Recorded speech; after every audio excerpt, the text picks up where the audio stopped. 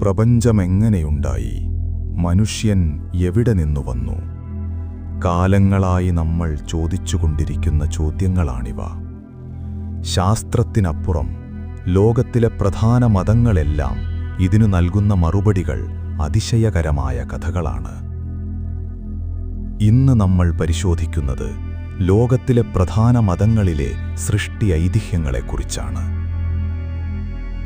ആദ്യം അബ്രഹാമിക് മതങ്ങൾ. ജൂത ക്രൈസ്തവ വിശ്വാസമനുസരിച്ച് ദൈവം 6 ദിവസം കൊണ്ട് ഈ ലോകം സൃഷ്ടിച്ചു. മണ്ണിൽ നിന്ന് ആദാമിനെയും അദ്ദേഹത്തിന്റെ വാരിയെല്ലിൽ നിന്ന് ഹവ്വയെയും സൃഷ്ടിച്ചാണ് മനുഷ്യവംശം ആരംഭിക്കുന്നത്. ഇസ്ലാം മതത്തിലും അല്ലാഹുവിന്റെ കുൻ അഥവാ ഉണ്ടാകൂ എന്ന ഒറ്റ കൽപ്പനയിലൂടെയാണ് പ്രപഞ്ചമുണ്ടായതെന്നും ആദമിനെ മണ്ണിൽ നിന്ന് സൃഷ്ടിച്ചെന്നും വിശ്വസിക്കപ്പെടുന്നു. ഇനി ഹൈന്ദവ ദർശനം. ഋഗ്വേദത്തിലെ പുരുഷ സൂക്തമനുസരിച്ച് ആദിപുരുഷന്റെ ശരീരത്തിൽ നിന്നാണ് പ്രപഞ്ചമുണ്ടായത്. ആ പുരുഷന്റെ മുഖത്ത് നിന്ന് ബ്രാഹ്മണരും, കൈകളിൽ നിന്ന് ക്ഷത്രിയരും, തുടകളിൽ നിന്ന് വൈശ്യരും, പാദങ്ങളിൽ നിന്ന് ശൂദ്രരും ജന്മമെടുത്തു എന്നാണ് സങ്കല്പം. ബ്രാഹ്മണ ഹിന്ദു പുരാണ കഥകളിൽ നിന്നുമെല്ലാം വ്യത്യസ്തമായ ഒരു ഉൽപ്പത്തി ഐതിഹ്യ കഥയാണ് കേരളത്തിൽ പഴയ മലബാർ പ്രദേശത്ത് ജനസംഖ്യയിൽ ഭൂരിപക്ഷമുള്ള വിഭാഗമായ തീയർക്കുള്ളത്. ബ്രാഹ്മണർ നേതൃത്വം കൊടുക്കുന്ന മുഖ്യധാര ഹിന്ദു മതത്തിൽ നിന്ന് വളരെ വ്യത്യസ്ത സംസ്കാരവും ആരാധനാ സമ്പ്രദായങ്ങളും മറ്റുമുള്ള ഒരു വിഭാഗം കൂടിയായ ഇവരുടെ ആരൂഢസ്ഥാനമായി കണക്കാക്കുന്നത് ഇന്നത്തെ കണ്ണൂർ ജില്ലയും പരിസര പ്രദേശങ്ങളുമാണ്. ഈ മേഖലകളിൽ ജനസംഖ്യയിൽ വലിയ ഭൂരിപക്ഷമുള്ള ഇവരുടേതായി പുരളിമല കേന്ദ്രമായി ഘട്ടൻ മലയോടൻ രാജാവംശം, എരുവേശി കേന്ദ്രമായി മന്നനാർ രാജാവംശം എന്നിങ്ങനെ കണ്ണൂർ ഭരിച്ച 2 പുരാതന രാജാവംശങ്ങൾ നിലനിന്നിരുന്നു. തീയരുടെ ഐതിഹ്യ കഥ ആരംഭിക്കുന്നത് ആകാശത്തിനപ്പുറമുള്ള ദേവലോകമെന്ന സങ്കല്പിക ലോകത്താണ്. വടക്കൻ പാട്ടുകളുടെയും പുരാതന തോറ്റം പാട്ടുകളുടെയും മരക്കല പാട്ടുകളുടെയും വാമൊഴി വഴക്കങ്ങളനുസരിച്ച് 7 സ്വർഗീയ കന്യകമാർ, സപ്തകന്യകമാർ, ദേവലോകത്തിലെ നദിയായ ആകാശഗംഗയിൽ നീരാടുകയായിരുന്നു. ലോകം മുഴുവൻ പറയുന്ന പ്ലിയാഡ്സ് അഥവാ കാർത്തിക നക്ഷത്രങ്ങളെന്ന് വിളിക്കുന്ന അതേ 7 നക്ഷത്രങ്ങളുടെ സ്വർഗീയ രൂപമായിരുന്നു ഈ കന്യകമാർ. അവരുടെ സ്വർഗീയ സൗന്ദര്യത്തിൽ ആകൃഷ്ടനായ ദൈവം അവരുമായി ഒന്നിക്കാൻ ആഗ്രഹിച്ചു. എന്നാൽ കുലീനരായ ആ നക്ഷത്രകന്യകമാർ അത് നിരസിച്ചു. ദൈവം ദേഷ്യത്താൽ പ്രപഞ്ചം കൊടും തണുപ്പുള്ള ഹിമയുഗത്തിലേക്ക് കൂപ്പുകുത്തിച്ചു. ലോകം മുഴുവൻ മരവിക്കാൻ തുടങ്ങി.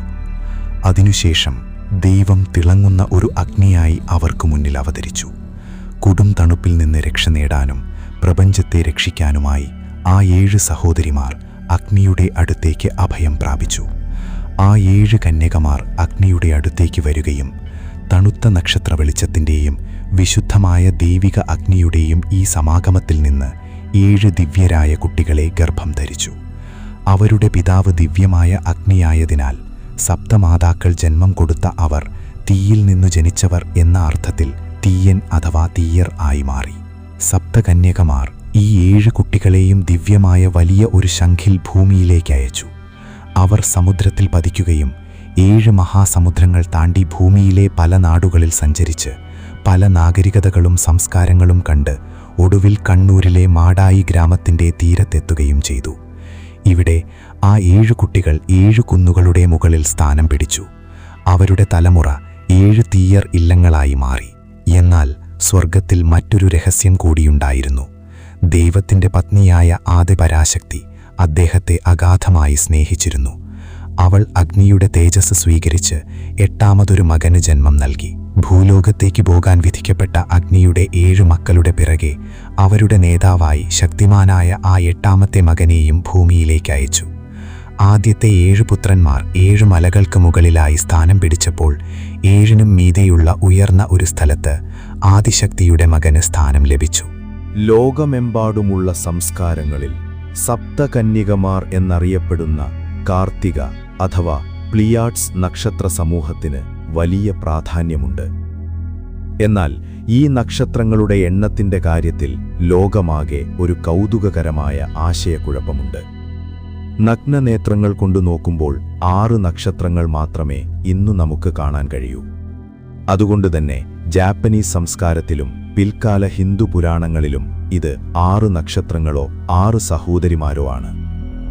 എന്നാൽ ലോകത്തിലെ ഏറ്റവും പഴക്കമുള്ള ഐതിഹ്യങ്ങളിൽ, അതായത് 1,00,000 വർഷം പഴക്കമുള്ള ഓസ്ട്രേലിയൻ ആദിവാസി കഥകളിലും പ്രാചീന ഗ്രീക്ക് പുരാണങ്ങളിലും ആദ്യകാല വേദങ്ങളിലും ഇത് 7 സഹോദരിമാരാണ്. നേപ്പാൾ പോലുള്ള ചില പ്രദേശത്ത് ഇത് 8 ആണെന്നും വിശ്വസിക്കപ്പെടുന്നു. ഈ 7 സഹോദരിമാരെ ഒരു ദേവനോ വേട്ടക്കാരനോ പിന്തുടരുന്ന കഥകളും പല സംസ്കാരങ്ങളിലുമുണ്ട്.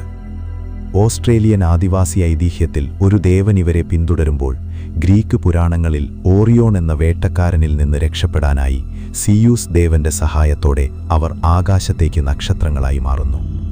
പുരാതന സുമേറിയയിലെ അനുനാക്കി വിശ്വാസങ്ങളിലും ഈ 7 നക്ഷത്രങ്ങൾ അതിപ്രധാനമാണ്. ലോകമെമ്പാടുമുള്ള ഈ സംസ്കാരങ്ങളെല്ലാം ഈ നക്ഷത്രങ്ങളെക്കുറിച്ച് അത്ഭുത കഥകൾ പറയുന്നു, അവരെ ആരാധിക്കുന്നു. ലോകചരിത്രത്തിൽ എല്ലാവരും വിശുദ്ധമായി കരുതുന്ന ഈ നക്ഷത്രക്കൂട്ടങ്ങളുമായി മറ്റാർക്കും അവകാശപ്പെടാനില്ലാത്ത ഒരു പ്രത്യേക ബന്ധം കേരളത്തിലെ തീയർക്കുള്ളത്. അവർക്ക് ഈ നക്ഷത്രങ്ങൾ അവരുടെ കുലത്തിന്റെ സപ്തമാതാക്കളാണ്. ഈ സപ്തനക്ഷത്രങ്ങളിൽ നിന്ന് അവരുടെ പാരമ്പര്യം ആരംഭിക്കുന്നതിനാലും ആദിപരാശക്തി കുലത്തിന്റെ മാതാവായതിനാലും അവരുടെ മതം ശാക്തേയ മതമാണ്. തീയരുടെ 7 സപ്തമാതാക്കൾക്ക് പുറമെ ആദിപരാശക്തിയും ചേർത്ത് അഷ്ടമാതാക്കളുടെ പ്രതിഷ്ഠയുള്ള കൊടുങ്ങല്ലൂർ ഭഗവതി ക്ഷേത്രം ഇവരുടെ പ്രധാന ആരാധന ആലയമാണ്.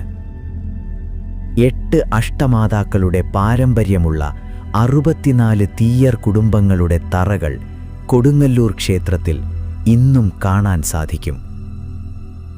അതുപോലെ തീയരെ തോറ്റം പാട്ടുകളിലും മറ്റും അഭിസംബോധന ചെയ്യുന്നത് കരുമന ജാതി എന്നാണ്. കരു എന്നാൽ വിത്ത് എന്നും മന എന്നാൽ ഗൃഹവുമാകുന്നു. അഷ്ടമാതാക്കളുടെ പരമ്പരയിലെ 8 ആദി തീയരിൽ നിന്നാണ് മറ്റു ജാതി മതവിഭാഗങ്ങളെല്ലാം ഉണ്ടായതെന്ന് ഇവർ വിശ്വസിക്കുന്നു. ഈ ഐതിഹ്യത്തിന് പിന്നിലെ ചരിത്രപരമായ അടിത്തറ വളരെ വലുതാണ്. BCE 2500-നും 3000-നുമിടയിൽ ഈ സപ്തനക്ഷത്രങ്ങൾ വസന്തവിഷുവത്തെ വേർണൽ ഇക്വിനോക്സിനെ അടയാളപ്പെടുത്തിയിരുന്നു. തീയരുടെ പ്രധാന ഉത്സവം വിഷു ആയത് അതുകൊണ്ടാവാം. കേരളത്തിൽ മറ്റു സമുദായക്കാർക്കിടയിൽ ഓണത്തിനാണ് പ്രാധാന്യം. ഈ നക്ഷത്രങ്ങളിൽ നിന്നാണ് തങ്ങളുടെ ഉത്ഭവമെന്നവകാശപ്പെടുന്നതിലൂടെ തീയരുടെ പൂർവികർ അറബിക്കടലിലെ നാവികപാതകളിലെ തങ്ങളുടെ അനിഷേധ്യമായ വൈദഗ്ധ്യത്തെയും ആധിപത്യത്തെയുമാണ് ചരിത്രത്തിൽ രേഖപ്പെടുത്തിയത്. അവരുടെ ദിവ്യരക്തമെന്നത് പുരോഗമിച്ച സമുദ്രയാന അറിവുകളുടെ ഒരു നേർചിത്രമായിരുന്നു. അതുപോലെ അഗ്നിയിൽ നിന്നും നക്ഷത്രങ്ങളിൽ നിന്നും ജനിച്ചു എന്ന ഈ വിശുദ്ധ സങ്കല്പം ലോകത്തെ എല്ലാ ജീവജാലങ്ങളുടെയും ശരീരത്തിലെ മൂലകങ്ങൾ നക്ഷത്രങ്ങളുടെ ഉള്ളിലെ അഗ്നിയിൽ നിന്നുണ്ടായതാണെന്ന ആധുനിക ശാസ്ത്രസത്യത്തോട് അവിശ്വസനീയമാം വിധം ചേർന്നു നിൽക്കുന്നു. തീയരുടെ വിശ്വാസങ്ങൾ വെറുമൊരു കഥയല്ല, അത് ഈ നാടിൻ്റെ ചരിത്രത്തിൻ്റെ തിളക്കമുള്ള ഒരു നാൾ വഴിയാണ്. ആകാശത്തെ നക്ഷത്രങ്ങളെ തങ്ങളുടെ അമ്മമാരായും എരിയുന്ന അഗ്നിയെ തങ്ങളുടെ പിതാവായും കണ്ട ഒരു ജനത. തീയരുടെ അഗ്നി നിറഞ്ഞ ആചാരങ്ങളിൽ പൂർവികരുടെ ഈ വാമൊഴി ചരിത്രം ശാക്തീകരണത്തിൻ്റെ ഒരു തുടർച്ചയായി ഇന്നും മാറുന്നു.